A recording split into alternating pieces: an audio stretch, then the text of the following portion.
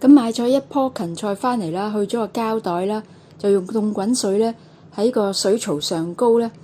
就洗一洗嗰啲表面先，然後咧就分開嗰啲芹菜枝條，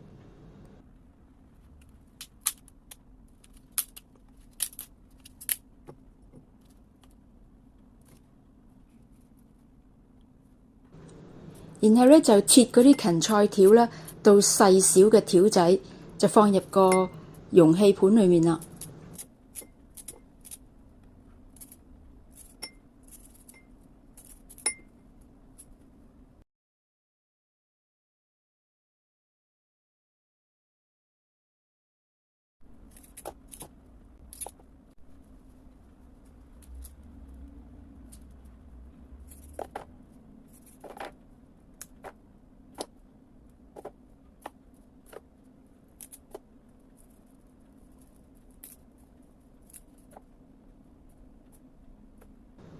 跟住就加凍滾水啦，去浸下嗰啲嘅芹菜，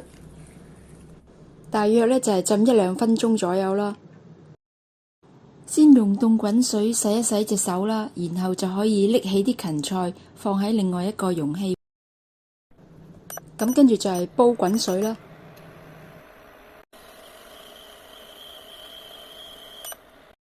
跟住加熱水啦，然後攪一攪佢，閂好個蓋。就等1-2分鐘，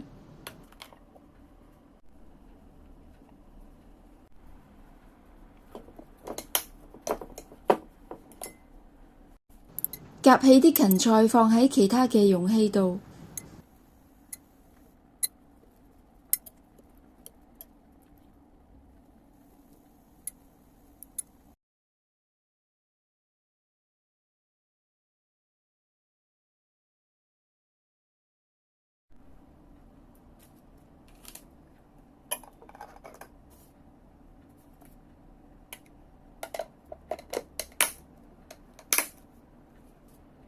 跟住咧就攤凍到室溫啦，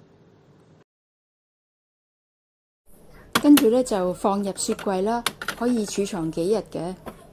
咁你隨時可以攞少少出嚟食都可以啦。呢一種食法咧係十分之脆口清甜嘅。